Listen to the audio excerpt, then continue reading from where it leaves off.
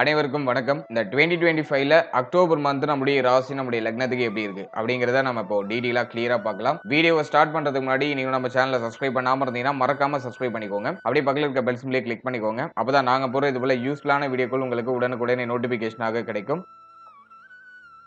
இப்போது 4வது ராசியா வரக்கூடியது கடகம். கடகத்துக்கு இந்த செப்டம்பர் மந்த் எப்படி இருக்கு அப்படிங்கறத பாக்குறதுக்கு முன்னாடி இந்த செப்டம்பர் மாதத்துல பிளானட்டரி பொசிஷன்லாம் எப்படி இருக்கு, கிரகங்கள்லாம் எந்தெந்த இடங்கள்ல டிராவல் பண்ணுது அப்படிங்கறத ஃபர்ஸ்ட் டீடைலா அனலைஸ் பண்ணலாம். இந்த செப்டம்பர் மந்தை பொறுத்த வரைக்கும் நம்மளுடைய ராசிக்கு 2ஆம் இடத்துல சுக்கிரன் கேதுவுடைய காம்பினேஷன், அடுத்து நம்முடைய ராசிக்கு 3ஆம் இடத்துல சூரியன் புதன் காம்பினேஷன். இதுல புதன் வந்து உச்ச நிலையில இருப்பாரு. அடுத்தது வந்து நம்ம பாக்குறது நம்முடைய ராசிக்கு 4ஆம் இடத்துல செவ்வாயுடைய சஞ்சாரம். இதுவும் ஓரளவுக்கு பாசிட்டிவ் தான், நல்ல அமைப்பு தான், பெருசா நெகட்டிவ் இல்ல. அடுத்து அஷ்டம ராகு பாகிய ஸ்தானம் அப்படின்னு சொல்லக்கூடிய 9ஆம் இடத்துல சனி பகவான் வக்ரத்துல டிராவல் பண்றாரு. அதுல எந்த சேஞ்சஸும் இல்ல. அடுத்து 12ஆம் இடத்துல குரு. இந்த மாதத்தை பொறுத்த வரைக்கும் ஒரு முக்கியமான சேஞ்சஸ் அப்படிங்கிறது இருக்கு. அதாவது வந்து குரு பகவான் இந்த மாதத்துல அதிசார பயிற்சி பண்றாரு. கரெக்டா 18ஆம் தேதி குரு பகவான் இந்த அக்டோபர் மந்த்ல அதிசாரமா பயிற்சியாகி நம்முடைய ராசிக்குள்ள என்ட்ராகி பிளஸ் உச்சமாகிறாரு. இது முக்கியமான மாற்றமா நான் பாக்குறேன். அடுத்தது நம்ம இந்த மாதத்துல கிரகத்துடைய மாற்றங்களை பொறுத்த வரைக்கும் கரெக்டா 2ஆம் தேதி புதன் பகவான் நம்முடைய ராசிக்கு 3ஆம் இடத்துல இருந்து 4ஆம் இடத்துக்கு டிரான்சிட் ஆகி செவ்வாயோட கனெக்ட் ஆயிடுவாரு. அதனை தொடர்ந்து பார்த்தோம்னா கரெக்டா 8ஆம் தேதி சுக்கிரன் நம்முடைய ராசிக்கு 2ஆம் இடத்துல இருந்து 3ஆம் இடத்துக்கு டிரான்சிட் ஆகி நீச்சம் ஆகுறாரு. பிளஸ் வந்து சூரியனோட காம்பினேஷன்ல வராரு. அதனை தொடர்ந்து வந்து பார்த்தோம்னா கரெக்டா 17ஆம் தேதி சூரிய பகவான் நம்முடைய ராசிக்கு 3ஆம் இடத்துல இருந்து 4ஆம் இடத்துக்கு டிரான்சிட் ஆகி நீச்சம் ஆகுறாரு. எனவே இந்த மாதத்தை பொறுத்தவரைக்கும் 2 கிரகங்கள் நீச்சம் ஆகுது, சூரியன் சுக்கிரன் ரெண்டுமே நீச்சம். அடுத்தது வந்து நம்ம பாக்குறது கரெக்டா 24ஆம் தேதி புதன் பகவான் நம்முடைய ராசிக்கு 4ஆம் இடத்துல இருந்து 5ஆம் இடத்துக்கு டிரான்சிட் ஆகிறாரு. அதனை தொடர்ந்து 27ஆம் தேதி செவ்வாய் பகவான் நம்முடைய ராசிக்கு 4ஆம் இடத்துல இருந்து 5ஆம் இடத்துக்கு டிரான்சிட் ஆகி புதனோட போய் காம்பினேஷன் ஆயிடுவாரு. இதுதான் இந்த அக்டோபர் மாதத்துக்கான கிரக அமைப்புகள். இப்போ இந்த அக்டோபர் மாத ராசி பலன்களை நம்ம டீடெயிலா கிளியரா பார்க்கலாம். இந்த அக்டோபர் மாதத்தை பொறுத்த வரைக்கும் 2 முக்கியமான மாற்றங்கள், அதாவது குரு பகவான் அதிசாரமா பயிற்சியாகி நம்முடைய ராசியில வந்து உச்சமாகிறது, 2 முக்கியமான கிரகங்கள் நீச்சமாகிறது. இந்த அமைப்புல இந்த மாதம் அப்படிங்கிறது நகர போகுது. இந்த மாதத்தை பொறுத்த வரைக்கும் ஃபர்ஸ்ட் ஹாஃப் முதல் 15 நாளை பொறுத்த வரைக்கும் பெரிய அளவுல குற்றமா எதுவும் இல்ல. அது வந்து கடகத்தில் இருக்கிற ஒரு பாசிட்டிவான விஷயம். ஆன்மீகம் சார்ந்த சிந்தனை அதிகரிக்கும், ஆன்மீக பயணம், ஆன்மீகம் சார்ந்த விஷயங்கள்ல ஈடுபாடு அதிகரிக்கும், அல்லது அதுல உங்களை ஈடுபடுத்திக்கிறது ரொம்ப நல்லது. இந்த மாதம் முழுக்க உங்களை எந்த ஒரு எதிர்பார்ப்பும் இல்லாம ஆன்மீகம் சார்ந்த விஷயங்களை உங்களை ஈடுபடுத்தி உடைய இஷ்ட தெய்வ வழிபாட்டை மேற்கொண்டு அல்லது மெடிடேஷன் சம்பந்தமான விஷயங்களை உங்களை ஈடுபடுத்தி அப்படியே அமைதியா நகர்த்திட்டு போறது ரொம்ப நல்லது. அதுக்கான அறிகுறிகள் தான் இந்த மாதத்துல அதிகமா இருக்கு. மாதத்தோட செகண்ட் ஹாஃப் கொஞ்சம் டஃபா இருக்கிறதுக்கு வாய்ப்பு இருக்கு. 15ஆம் தேதிக்கு மேல கொஞ்சம் டஃபா இருக்கிறதுக்கு வாய்ப்பு இருக்கு. அதை நான் உங்களுக்கு எக்ஸ்பிளைன் பண்றேன். இந்த மாதத்தை பொறுத்த வரைக்கும் 2ஆம் இடத்துல சுக்கிரன் கேது. குடும்பத்துல கண்டிப்பா பராமரிப்பு தேவை. குடும்பம் சார்ந்த வகையில எந்த ஒரு வாக்குவாதமும் இல்லாம உங்களுடைய மனதை அமைதியா வைத்து கோப உணர்வுகள் எதுவும் இல்லாம நீங்க டிராவல் பண்றது ரொம்ப நல்லது. ஏன்னா இந்த மாதத்துல கொஞ்சம் கோபமான உணர்வுகள் அதிகமா வரும். ஃபேமிலி மெம்பர்ஸோட அடிக்கடி வாக்குவாதத்தில் ஈடுபடுறது வாய்ப்பு இருக்கு. எனவே அதுல கொஞ்சம் நம்ம கேர்ஃபுல்லா இருக்கிறது ரொம்ப நல்லது. அடுத்து உங்களுடைய கண்கள், உங்களுடைய முகம், இது சார்ந்த விஷயங்கள கொஞ்சம் கவனமா இருக்கணும். உங்களுடைய பேச்சுவார்த்தைகளை ரொம்ப நிதானமா இருக்கணும். இந்த நேரத்துல எல்லாம் நீங்க வாயை கொடுத்து மாட்டிக்கிறதுக்கு எல்லாம் வாய்ப்பு இருக்கு. கொஞ்சம் கவனமா செயல்படுறது ரொம்ப நல்லது. அடுத்தது நம்ம பாக்குறது 3ஆம் இடத்துல சூரியன் புதன். இது புதன் வந்து 2ஆம் தேதியே நமக்கு 4ஆம் இடத்துக்கு டிரான்சிட் ஆயிடுவாரு. எனவே இந்த மாதத்தை பொறுத்த வரைக்கும் முயற்சிகள் நமக்கு ஆல்மோஸ்ட் பாசிட்டிவான ரிசல்ட் கொடுத்துரும். போன மாதத்தோட கண்டினியூட்டி இந்த மந்த்ல இருக்கும். உடைய முயற்சிகள் எல்லாம் நல்ல ஒரு வெற்றியை நோக்கி பயணிக்கும். அதெல்லாம் பாசிட்டிவா நான் பாக்குறேன். சுக்கிரன் வந்து நமக்கு ஒரு யோகமான கிரகம், அதாவது 4-11க்குரிய ஒரு கிரகம். அவர் வந்து நீச்சமாகிற அமைப்பு, 3ஆம் இடத்துல நீச்சம். அது வந்து மாதத்தோட பிகினிங்லயே இருக்கு. கரெக்டா 8ஆம் தேதி சுக்கிரன் நீச்சம் ஆயிடுவாரு. எனவே இந்த மாதத்துல தாயார் சம்பந்தமான விஷயங்களை கவனமா இருக்கணும். தாயாருடைய உடல் ஆரோக்கியத்துல கவனமா இருக்கணும். தாயாருடைய உறவு நிலைகள்ல கவனமா இருக்கணும். அடுத்து வந்து தாய் வழி உறவுகளோட ஏதாச்சும் கருத்து போராட்டங்கள் ஏற்படலாம். அதுல நம்ம கொஞ்சம் கேர்ஃபுல்லா இருக்கணும். அடுத்து இந்த வண்டி, வாகனம், வீடு சம்பந்தமான விஷயம், இதுல எல்லாம் ஒரு சில ஏற்றத்தாழ்வுகள் ஏற்படலாம். ஏதாச்சும் ஒரு சில மாற்றங்கள் நிகழ வாய்ப்பு இருக்கு. அடுத்தது முக்கியமா இந்த மாதத்துல உங்களுடைய உடல் ஆரோக்கியம், மன ஆரோக்கியம் ரெண்டுலயும் ரொம்ப கவனமா இருக்கணும். இது எதனால அப்படி சொல்றேன்னா, ஜென்ம குரு அப்படிங்கிறது ஒரு குறிப்பிட்ட நாள் ஆக்டிவேஷன் ஆக போகுது. 18ஆம் தேதியில இருந்து குரு வந்து நம்முடைய ஜென்மத்துக்கு வந்து உச்சமாயிடுவாரு. அதே போல 4ஆம் அதிபதி நீச்ச அமைப்புக்கு வந்துடுறாரு. 4ஆம் இடத்துல செவ்வாய் வேற.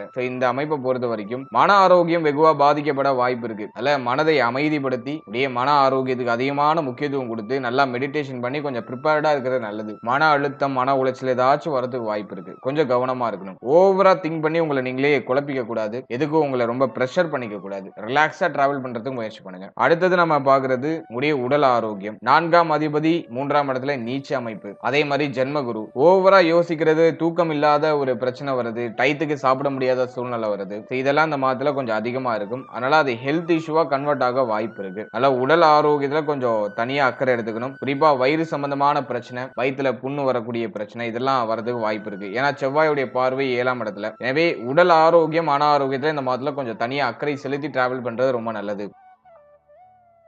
அடுத்த இந்த மாதத்துல கடன் சார்ந்த சிந்தனை, கடன் சார்ந்த தொந்தரவு, கடனால ஏதாச்சும் பிரஷர் வருது. அதுக்கான வாய்ப்புகள் உண்டு. எனவே கடன் சார்ந்த விஷயங்கள் எல்லாம் கொஞ்சம் கேர்ஃபுல்லா இருக்கணும். அப்படியே கடனுக்கு உள்ள அந்த தொகையெல்லாம் கொஞ்சம் முன்கூட்டியே நீங்க பிளான் பண்ணி அதை நீங்க கட்டுறதுக்கு ட்ரை பண்ணணும். இல்லனா கொஞ்சம் நெருக்கடிகள் வரதுக்கு வாய்ப்பு இருக்கு. அல்லது ஒரு சிலருக்கு புதுசா கடன் வாங்க வேண்டிய சூழ்நிலை வரும். கடன் வாங்க வேண்டிய சிந்தனையாச்சும் வரும். கடன் வாங்கி இந்த மாற்றம் பண்ணலாம், அந்த மாற்றம் பண்ணலாம் அப்படிங்கிற யோசனையாச்சும் வரும். ஏன்னா குரு பகவான் நமக்கு 6ஆம் அதிபதி. அவர் போயிட்டு லக்னத்துல அமரும் போது ஒண்ணு நோயால பிரச்சனை, உடல் ஆரோக்கிய குறைபாடு அல்லது கடனால தொந்தரவு அல்லது மறைமுக எதிரிகளால சில பிரச்சனை இப்படி ஏதாச்சும் ஒரு மாதிரி குழப்பங்களை பண்ணும். அதுல நம்ம கொஞ்சம் கவனமா இருக்கிறது நல்லது. அடுத்தது மாணவ மாணவிகளுக்கு இந்த மாதம் எப்படி இருக்கும் அப்படின்னு பார்க்கும்போது கல்வி சார்ந்த விஷயங்களை பொறுத்தவரைக்கும் கொஞ்சம் பிரஷரா போற மாதிரி இருக்கும். படிப்புல ஒரு மாதிரி ரொம்ப அழுத்தகரமான சூழ்நிலையில மாணவ மாணவிகள் சந்திக்க வாய்ப்பு இருக்கு. படிப்பு சார்ந்த விஷயங்கள்ல என்னால சரியா போக்கஸ் பண்ண முடியல, ஓவரா யோசனை தான் வருது, நிறைய டிஸ்ட்ராக்ஷன்ஸ் வருது அப்படிங்கிற மாதிரியான ஒரு சில கம்ப்ளைண்ட மாணவ மாணவிகள் சந்திக்க வாய்ப்பு இருக்கு. ஆனா அது மேஜரா ட்ரபிள் கொடுக்குதா அப்படின்னு பார்க்கும்போது அது மேஜரா ட்ரபிள் கொடுக்கல. ஸ்டூடெண்ட்ஸை பொறுத்த வரைக்கும் உங்களுடைய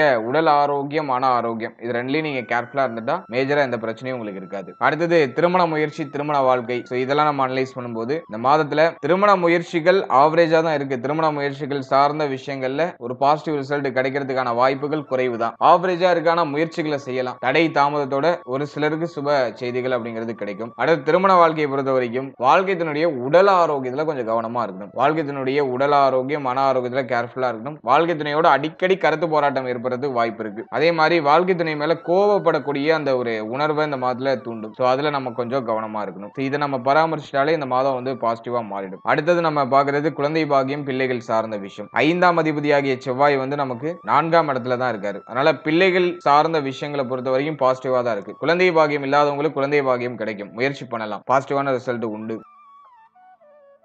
அடுத்தது பிள்ளைகள் சார்ந்த விஷயங்களை பொறுத்த வரைக்கும் எது நெகட்டிவா போல, பிள்ளைகளோட வளர்ச்சிகள்ல எந்த பிரச்சனையும் இல்ல. ஆனா பிள்ளைகளுக்கு சுப விரய செலவுகள் இருக்கும். ஏதாச்சும் செலவு பண்ண வேண்டிய சூழ்நிலை வரும். பிள்ளைகளுக்காக ஏதாச்சும் கடன் வாங்க வேண்டிய சூழ்நிலை வரும். பிள்ளைடைய கல்வி அல்லது பிள்ளைகளுக்கு ஏதாச்சும் சுப மாற்றம் இப்படி இது சார்ந்த வகையில ஏதாச்சும் ஒரு சில செலவுகளை கொடுக்கும். ஆனா நெகட்டிவா இருக்கானா கண்டிப்பா நெகட்டிவா இல்ல, எல்லாம் பாசிட்டிவா தான் இருக்கு. எனவே பிள்ளைகள் சார்ந்த விஷயமும் நமக்கு பாசிட்டிவா இருக்கு. பிள்ளைகளுடைய சப்போர்ட் நமக்கு பூர்ணமா கிடைக்கும். அதெல்லாம் பாசிட்டிவான விஷயமா இருக்கு. அதே மாதிரி ஒரு சிலருக்கு நிலபுலங்கள் வாங்கக்கூடிய யோகம் ஏற்படும். செவ்வாய் நாள்ல இருக்காரு. புதுசா ஏதாச்சும் லேண்ட் வாங்குறது அல்லது இருக்கிற லேண்ட விக்கிறது, பூர்வீக சொத்தை விக்கிறது. இப்படி இந்த காம்பினேஷன்ல ஏதாச்சும் ஒரு பாசிட்டிவான ரிசல்ட் கிடைக்கும். அடுத்தது நம்ம பாக்குறது 9ஆம் இடத்துல சனி வக்ரம். ஆனா குரு பார்வையில சனி வந்துருவாரு. 18ஆம் தேதிக்கு மேல குரு பார்வையில வந்துருவாரு. இதை நான் ஓரளவுக்கு பாசிட்டிவா பாக்குறேன். இந்த மாதத்தை பொறுத்த வரைக்கும் தந்தை சார்ந்த வகையில இருந்த குழப்பங்கள்லாம் குறையும். தந்தையாரால ஏற்பட்ட மன உளைச்சல் எல்லாம் குறையும். தந்தைக்கு உடல் ஆரோக்கிய ஏதாச்சும் பிரச்சனை இருந்துச்சுன்னா அதெல்லாம் இப்போ சரியாக ஆரம்பிக்கும். அதே மாதிரி இந்த தங்க அணிகலன்கள் ஏதாச்சும் அடகுல இருக்குன்னா அதை மீட்டு எடுக்கிறதுக்கான நிர்பந்தம் வரலாம். அந்த தங்க அணிகலன்கள் அந்த கோல்டு லோன்ல ஒரு மாதிரி நெருக்கடி வரும். அந்த நெருக்கடியோட அதை அப்படியே கொஞ்சம் கொஞ்சமா பணத்தை கட்டி அதை மீட்டு எடுப்பீங்க. அதுக்கு ஒரு பாசிட்டிவ் சைன் இருக்கு. அடுத்து தொழில், உத்தியோகம், பொருளாதாரம் இதெல்லாம் நம்ம அனலைஸ் பண்ணும்போது நிறைய பேருக்கு உத்தியோகத்துல மாற்றம், தொழில்ல மாற்றங்கள் ஏற்பட வாய்ப்பு இருக்கு. தொழில் உத்தியோகம் சார்ந்த வகையில மேஜரா நெகட்டிவா எதுவும் இல்ல. எல்லாமே உங்களுக்கு ஆவரேஜா இருக்கு. செவ்வாயுடைய பார்வை அப்படிங்கிறது நமக்கு ஜீவன ஸ்தானத்துல இருக்கிறதுனால எல்லாத்தையும் சமாளிச்சு நகர்த்திடுவீங்க. தொழில் உத்தியோகத்துல ஒரு மாதிரி பிரஷரான அமைப்பு இருந்தாலும் அதெல்லாம் சமாளிச்சிடுவீங்க. தொழில் உத்தியோகத்துல ஒரு மகிழ்ச்சி மாற்றங்கள்லாம் உண்டு. ரொம்ப நாளா நீங்க தொழில் உத்தியோகத்தை சேஞ்ச் பண்ணணும்னு நினைக்கிறீங்கன்னா அந்த மாற்றத்திற்கான அறிகுறிகள் இப்ப தென்படும். அதுக்கு இந்த மாதம் பாசிட்டிவா இருக்கு. எனவே தொழில் உத்தியோகம் சார்ந்த வகையில எதுவும் நெகட்டிவா இல்ல. அதுவும் நமக்கு ஒரு நல்ல ஒரு வளர்ச்சியை நோக்கிய பயணத்துல தான் இருக்கு. ஏன்னா 10ஆம் அதிபதியுடைய பார்வையிலேயே 10வது ஸ்தானம் இருக்கிறதுனால அது கண்டிப்பா மேஜரான ட்ரபிள கொடுத்துறாது. அடுத்து பொருளாதாரம் சார்ந்த விஷயங்களை பொறுத்த வரைக்கும் குடும்பத்துல பண தேவை அதிகரிக்கும். அதுதான் இங்க முக்கியமான விஷயமே. அதே மாதிரி உங்களுக்குமே பர்சனலா பார்த்தோம்னா பண தேவைகள் அதிகரிக்கும். குடும்பத்துடைய தேவையும் அதிகரிக்குது, உங்களுக்கும் தேவை அதிகரிக்குது. எனவே பணம் சார்ந்த விஷயங்களை கவனமா இருக்கணும். பொருளாதார ரீதியா ஒரு சில நெருக்கடிகள் வரலாம். கடன் சார்ந்த விஷயங்கள நெருக்கடி வரலாம். பொருளாதாரம் சார்ந்த விஷயங்களை இந்த மாதத்துல கொஞ்சம் கேர்ஃபுல்லா இருக்கணும். கொடுத்தல் வாங்கல் சார்ந்த விஷயங்களை கவனமா இருக்கணும். குடும்ப உறுப்பினர்களுக்குள்ளேயே கொடுத்து வாங்கிக்கிற அந்த பழக்கத்துல இந்த மாதத்துல கொஞ்சம் அவாய்ட் பண்ணிக்கோங்க. அந்த பணம் சார்ந்த விஷயங்கள்ல தான் இப்போ குடும்பத்துல ஒரு சில குழப்பங்கள் ஏற்படுறது வாய்ப்பு இருக்கு. அதனால கொடுத்தல் வாங்கல், பொருளாதாரம் சார்ந்த விஷயம் இதுல எல்லாம் கொஞ்சம் நிதானமா கவனமா இருக்கணும். குறிப்பா 8ஆம் தேதிக்கு மேல கண்டிப்பா கவனமா இருக்கணும். இந்த நேரத்துல யாருக்காச்சும் நீங்க கடன் உதவி பண்ணீங்கன்னா அது அவ்வளவு எளிமையா திரும்ப கிடைக்காது. சோ அதையும் ஒரு முக்கியமான விஷயமா மனசுல வச்சுக்கோங்க. பொருளாதாரம் சார்ந்த விஷயங்கள்லாம் கொஞ்சம் அவேர்னஸா இருக்கணும். ஓவராலா இந்த அக்டோபர் மந்த்தை பொறுத்த வரைக்கும் உங்களுடைய உடல் ஆரோக்கியம், ஃபேமிலி சம்பந்தப்பட்ட விஷயம், பொருளாதாரம் சார்ந்த விஷயம், திருமண வாழ்க்கை, திருமண முயற்சி இது சார்ந்த விஷயங்கள கொஞ்சம் கவனமா இருந்தா மற்ற விஷயங்கள் எல்லாமே உங்களுக்கு பாசிட்டிவா மாறுது. நெகட்டிவ் சைடு இந்த இப்ப நான் சொன்ன பார்ட்ல இருந்து வரதுக்கு தான் வாய்ப்பு இருக்கு. அதுல மட்டும் நீங்க கொஞ்சம் நிதானமா இருந்துட்டீங்கன்னா மற்ற விஷயம்லாம் உங்களுக்கு பாசிட்டிவா மாறிடும். வாழ்த்துக்கள்.